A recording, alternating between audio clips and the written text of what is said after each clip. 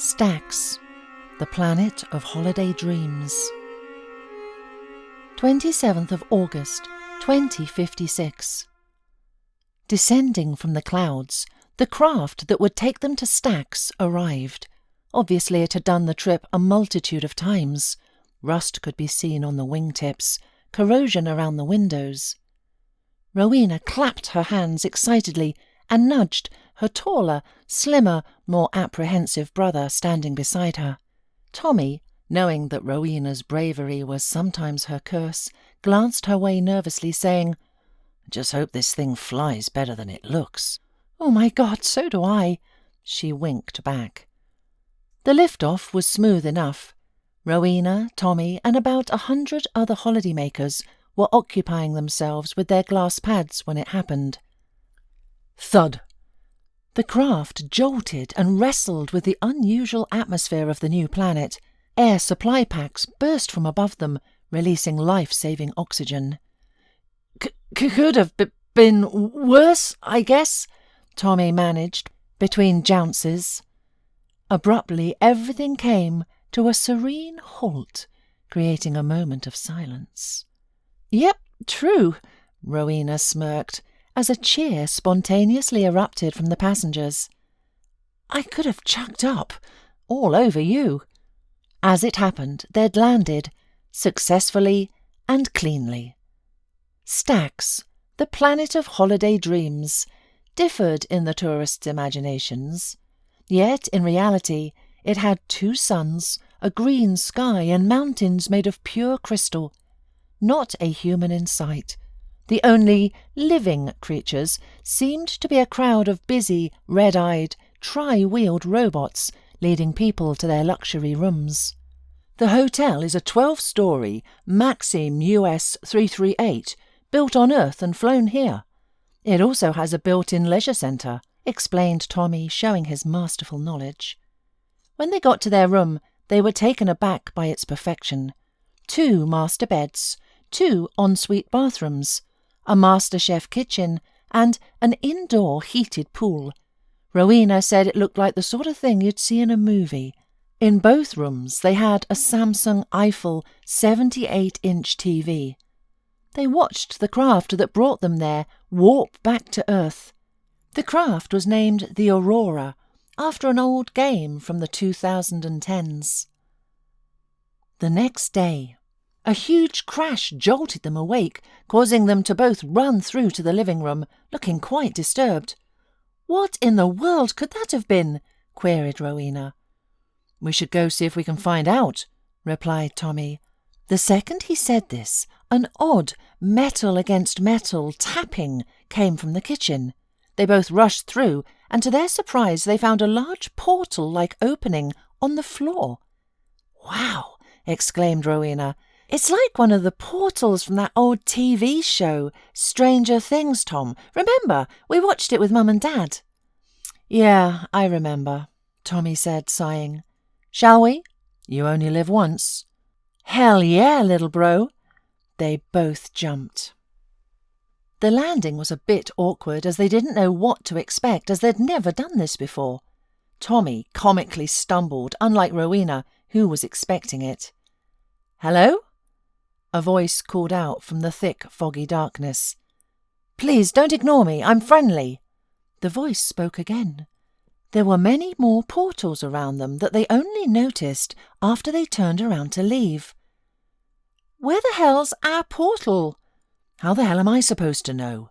The siblings quarrelled for a minute or so, until a flash of light appeared which took their minds off of their portal. A portal appeared with a sign saying, "The Pyramids." Then another light, "Area 51." Another flash. There were about 4 more flashes, but only 3 were of interest. Staxx Hotel, where they'd come from. The Space Aerodrome. The Guillotine. The last one caught Rowena's attention, but before she could say anything, Tommy snatched her arm, and they both ran back to their own portal. "Why'd you do that, Tom?" "Because the place was scaring me, and I saw you looking at that portal." 4 days later, 2nd of September. Tommy had done some research and found that Staxx is quite like a planet, but orbits a large gas giant about twice the size of Jupiter. Staxx was classed as a Type II dwarf planet, quite like Pluto, but uninhabitable. The geography of Staxx was a mystery. Its huge, fully crystal mountains, lush, green-purple grass and red streams, rivers and springs made the planet an incredible sight. The fauna was low, but when you saw it, your eyes would pop out in awe. The giraffes, if that's what you could call them, were neon pink, flamingos blue, and oddly enough, lions which were neither fully white or black. Whilst Tommy was dorking out in the park, Rowena was doing her own thing. She was crawling through a very dusty ventilation system, and about 10 minutes inside, she found what she was looking for, another portal, the dark, foggy place. When she entered, the same voice called out, but she ignored it and ran over to another portal. She entered, and when she got back to the other side, she almost puked. A rancid smell took over, and when her eyes adjusted to the dark, she realised she'd got herself into some deep stuff. She had entered the guillotine and instantly regretted it. When she started to explore, something grabbed and dragged her over to an incredibly bloody guillotine and was pushed into the cuffs. "Please, don't do this! I didn't do anything wrong!" "Damn right you didn't!" He then pulled the rope, and she heard the whistle of the blade falling at her neck. Chink! A metal against metal noise randomly appeared. It was Tommy to the rescue. He'd thrown a machete he'd found at the pillar of the guillotine, which stopped the blade just in time. The unknown voice, however, was nowhere to be seen. But how did Tommy get the machete, you may ask? Let me fill you in.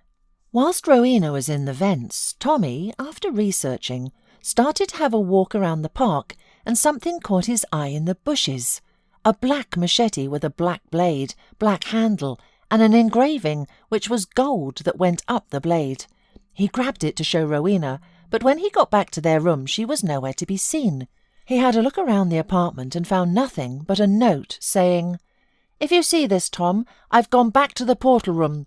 I've gone to look for a portal. I heard there was another in the ventilation system somewhere. Rowena." "Why the hell have you gone back there, Ro?" "Oh, shit. The guillotine. She was staring at the portal when we were there. Oh, hell, I need to go get her." As he looked round the apartment a second time, he found the vents Rowena had entered through. As he crawled through the vent, he could see the trail of where Rowena had been earlier that hour. As he reached about 20 minutes in, he finally found the portal. A small rectangular portal with goo dripping down, making a grotesque puddle around the entrance. But this didn't bother Tommy. He was just trying to find his sister. He ran over to the guillotine, and after he got to the other side, all he heard was Rowena screaming at this dark figure who was wrestling to get her into the blocks.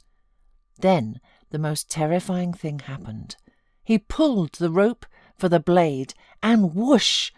It fell, and Tommy decided to do the unthinkable, throw the machete to hopefully stop the falling blade, and to his surprise, it did. The dark figure saw this and ran off into the depths of the surrounding area. They both ran out of the portal after Tommy had released Rowena, and saw a new portal named the Crystal Mountains. They both saw this and gave each other a look as if to say, "Want to go take some crystals for safekeeping and a reminder of this epic planet?" They both nodded and ran into the portal, and when they got to the other side, they noticed that they were close to an overlook of the hotel and the surrounding area. "Wow, this is an awesome trip, Tommy." "It sure is, sis." After they took a few crystals, they went back to the hotel, as their flight back home was the next day, and if they missed it, they would be in serious trouble. 3rd of September. 02:50 p.m. They were filing back into the Aurora for the flight back to Earth. As they did so, they noticed a slight crack in the front window, but shrugged it off as a minor inconvenience. 04:55 p.m. The landing was a lot harder than last time, so hard, in fact, that the landing gear collapsed and the whole back half of the craft burst into flames. The flight attendant, a young bloke, gave a brief explanation. "The cockpit windows smashed from hitting a flock of geese, but we have it all under control." This, like you'd expect, just made the passengers even more scared. The Aurora was halfway down the runway at this point, sparks flying, smoke billowing. The pilot had died from the pressure change in the cockpit, sucking him out into one of the two jet engines for Earth landings and turning him into human stew. Grass and mud flew everywhere, metal crunched and twisted, passengers screamed, glass shattered. Sirens blared in the distance, consisting of both fire trucks, police and ambulances. The craft was now an absolute wreck. The cockpit was caved in, the co-pilot now dismembered and crushed against the back wall. The back of the craft was also in a sorry state, burnt, melted and twisted. Thankfully, the passenger compartments were mostly okay.